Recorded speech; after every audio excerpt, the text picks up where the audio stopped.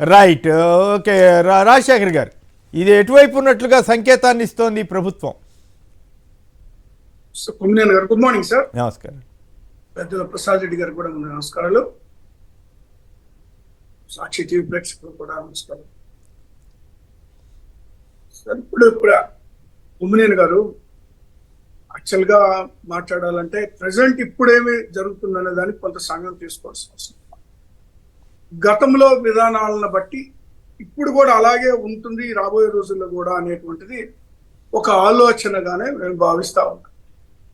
గతంలో ఏ విధంగా మరి పేదలకి వ్యతిరేకంగా ఉన్నటువంటి సందర్భంలో పేదలకి అండగా జగన్మోహన్ రెడ్డి గారు నిలబడ్డటువంటి మాట అందరికీ తెలిసిన విషయం. ఉదాహరణకి పేదలకి మరి రాజధాని ప్రాంతంలో జగన్మోహన్ రెడ్డి గారు దాదాపు 45,000 మందికి పేదల్లో ఉన్నటువంటి అన్ని కులాల్లో ఉన్నటువంటి పేదలందరికీ కూడా అక్కడ ఇళ్ల పట్టాలు ఇవ్వడం జరిగింది. కానీ దాన్ని వ్యతిరేకించినటువంటి పరిస్థితులు ఆ రోజు చూసాం. ఇదే పార్టీ నాయకులు, తెలుగుదేశం నాయకులు కానీ జనసేన నాయకులు కానీ ఎవరన్నా కానీ దాన్ని వ్యతిరేకించారు. అంటే పేదల పక్షాన వీళ్ళు నిలబడలేదు అనే దానికి ఆ రోజు నిదర్శనం. ఇప్పుడు ఎందుకంటే అదే పేదల్ని గౌరవంగా ఆత్మ గౌరవంతో కాలరెత్తుకొని తిరగాలనేటువంటి ఉద్దేశంతో ఆనాటి మరి గౌరవ మాజీ ముఖ్యమంత్రి గారు మరి జగన్మోహన్ రెడ్డి గారు ఆలోచన చేసి పేదల పక్షాన నిలబడ్డారు. ఎస్సీ ఎస్టీ బీసీ మైనారిటీలకు అత్యధిక ప్రాధాన్యత ఇచ్చారు. అంటే వీళ్ళ పరిపాలన కూడా ఇప్పుడు చూడాల్సినటువంటి అవసరం ఉంది. కొద్ది రోజులు తొందరపడి నేను ఎక్కువ మాట్లాడదలుచుకోలేదు. ఇప్పుడు కొద్ది రోజుల్లో వాళ్ళ ఆలోచన గతంలో ఏ విధంగా ఆ ఆలోచన విధానాన్ని వదిలేసి దానికి భిన్నంగా వ్యవహరించరా అనేటువంటి విషయాన్ని అతి కొద్ది రోజుల్లో తెలుసుకోగలుగుతాం. వాటిలో ప్రధానంగా రాజధాని ప్రాంతంలో ఉన్నటువంటి భూములు ఇప్పుడే పేదలకు ఇచ్చినటువంటి ఇళ్ల స్థలాల్ని ఇప్పటికీ వ్యతిరేకిస్తున్నట్టుగా తెలుస్తుంది. దాని ప్రభావం, దాన్ని ఏ విధంగా వాళ్ళు నిర్ణయాలు తీసుకుంటారని కూడా చూస్తే, ఎందుకంటే ఇప్పుడు నేను ఒక మాట మాత్రం ఇష్యూ అమరావతి గురించి ఇన్ డీటెయిల్ తర్వాత వస్తాయి చర్చలు. కానీ ఇప్పుడు అమరావతి గురించి మాట్లాడడానికి మనం ఎవరు తప్పు పట్టక్కర్లా, అభ్యంతర పెట్టక్కర్లా. కానీ సూపర్ 6 గురించి పేదలకు సంబంధించిన ఒక్క ఇష్యూ కూడా మాట్లాడుకోకపోవడం, అలాగే మంత్రివర్గ కూర్పు ఎలా ఉంది అంటే పేదలకు అనుకూలము లేదా బలహీన వర్గాలకు అనుకూలంగా ఉందా లేక మిగతా వర్గాలకు అనుకూలంగా ఉందా, ఏమిటి ఆ వైఖరి మీద సూచనప్రాయంగా ఇది వెల్లడవుతోందా అన్నదే నా ప్రశ్న. కొమ్మినేని గారు, అంటే నేను అమరావతి గురించి రాజధాని గురించి నేను కూడా మాట్లాడతాను. కానీ రాజధాని ప్రాంతంలో పేదలకు ఇచ్చినటువంటి ఇళ్ల స్థలాల గురించి మాత్రమే నేను మాట్లాడతాను. వాళ్ళకి అన్యాయం చేయకూడదు. ఆల్రెడీ చెప్పారు కదా ఈ విషయానికి రండి. అదే సార్, నేను అన్న మాట అది. రాజధాని జోలికి నేను ఇప్పుడు వెళ్ళట్లేదు, దాని గురించి తర్వాత మాట్లాడుకోవచ్చు.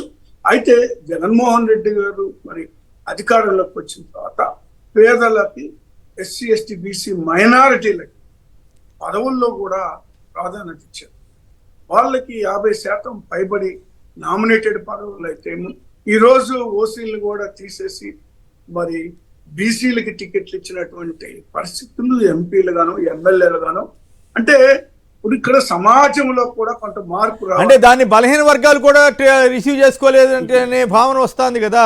వాళ్ళకి పదవులు ఇచ్చినా కూడా వాళ్ళు కూడా కొత్త అట్రాక్షన్స్కి లోన్ అయిపోయి కూటమికి వైపు వేశారనే విశ్లేషణలు వస్తున్నాయి కదా. మరి అలాంటప్పుడు ఇచ్చే ఉపయోగం అనే ప్రశ్న సహజంగానే వస్తుంది కదా. అగ్రవర్ణాలకే ఇట్లాగే ప్రాధాన్యత ఇచ్చి ఉంటే జగన్ గారికి అసలు ఈ సమస్య ఉండేది కాదు కదా అనే ప్రశ్న వస్తే ఏం చెప్తారు? ఇప్పుడు పేదల పక్షాన నిలబడబట్టే అగ్రవర్ణాలు జగన్మోహన్ రెడ్డి గారిపై కక్ష కట్టాయి అనేటువంటి మాట వాస్తవం. మరి ఆ పరిస్థితి ఆయన ఎందుకు తెచ్చుకోవాలి పేదల కోసం పాటుపడి? సార్, జగన్మోహన్ రెడ్డి గారు రాజకీయ ప్రయోజనాల కొరకు ఆశించేటువంటి వ్యక్తి కాదు సార్. ఆయన ముఖ్యమంత్రి కావాలి అనుకుంటే 14 ఎన్నికల్లోనే రైతుల రుణమాఫీ చేయడం అయితేమి, లేదా డాక్టర్ రుణమాఫీ చేయడం, అనేకమైనటువంటి హామీలు ఇచ్చి ఆ రోజు అధికారంలోకి వచ్చేవారు సార్. కాబట్టి అలాంటి తప్పుడు మాటలు, తప్పుడు ఆలోచనలు, తప్పుడు వాగ్దానాలు ఇచ్చేటువంటి వ్యక్తి కాదు సార్.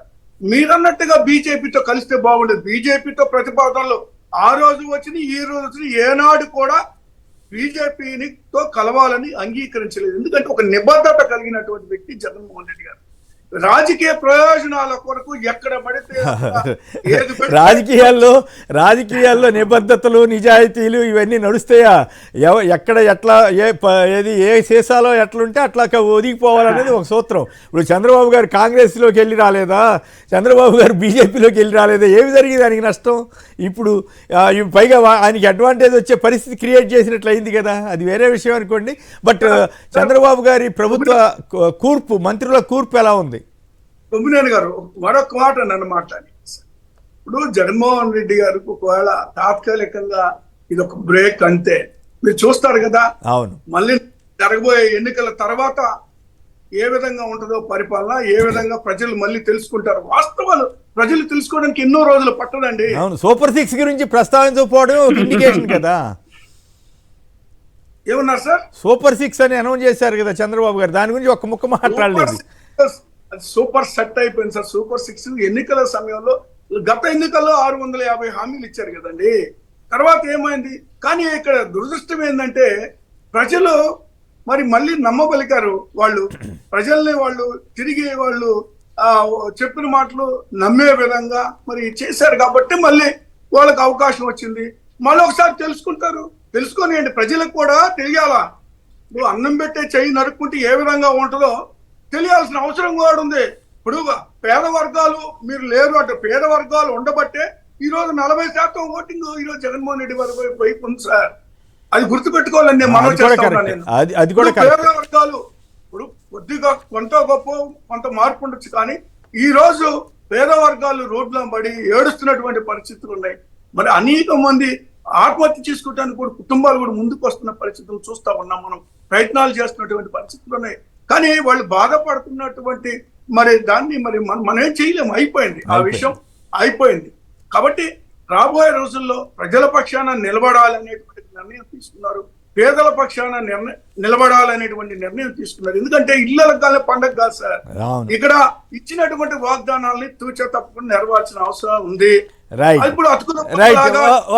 ఈ మంత్రివర్గ కూర్పు 3 రకాలుగా వాగ్దానాలు చేస్తా ఉన్నాయి. ఓకే, టైం తక్కువ ఉంటుంది. మంత్రివర్గ కూర్పు మీద కూడా ఏమైనా మాట్లాడదలిస్తే మాట్లాడండి. జగన్ గారి ప్రభుత్వం మంత్రివర్గం, ఈయన మంత్రివర్గం. మంత్రివర్గానికి సంబంధించి మీరు గతంలో చూసాం, బలహీన వర్గాలకి ముఖ్యంగా డిప్యూటీ సీఎంలు అయితే అది పొరపాటుని అంటున్నారు, కానీ ఆ వర్గాల్ని గుర్తించినట్టుగా నేను భావిస్తా ఉన్నాను సార్. ఎన్నికలు కేవలం గెలుపోవటంలే కాదు సార్, రాజకీయాలు గెలుపోవటం. రాజకీయాల్లో గెలుపోవటం లేకపోతే ఇప్పుడు ఏం చేయాలా మిత్రమా? మీరు చెప్పేది వాస్తవం, వింటానికి బానే ఉంటుంది. మీరు మళ్ళీ చూడండి, మీరు చెప్తే వింటానికి బానే ఉంటుంది, కానీ ఇప్పుడు గెలుపోవటంతో సంబంధం లేదంటే ఏడవుతుంది ఈ రోజుల్లో సార్. నీతికి నిజాయితీకి ఎప్పుడైనా పట్టం కడతారు సార్ ప్రజలు. అంతేనంటే ఇలాంటి తాత్కాలికంగా కొన్ని నష్టాలు ఇబ్బందులు జరుగుతాయి సార్, వాటిని భరించాలా. ఆ భరిస్తే ఖచ్చితంగా ప్రజలు గుర్తిస్తారు. ఆంధ్రప్రదేశ్ ప్రజలు విఘ్నులు, మరి జరిగిన కొన్ని లోపాలని మరి వాళ్ళు చెప్పినటువంటి అబద్ధాలని ప్రజలు నమ్మారు, విశ్వసించారు. కాబట్టి అలా జరిగింది. వాటన్నిటికన్నా ముఖ్యంగా మరొకటి ఏదో పెద్ద స్కామ్ జరిగింది అనేటువంటి ఆలోచన కూడా ఉంది. దాని మీద మనకి సాధ్యాధార పూర్తి వివరాలు మన దగ్గర లేవు కాబట్టి దాని గురించి ఈ రోజు మాట్లాడలేకపోతా ఉన్నాం. ఏది ఏమైనా కూడా 40% ప్రజలు రాబోయే రోజుల్లో మరింత బలపడతాం, ప్రజల పక్షాన నిలబడతామని తెలియజేస్తాం.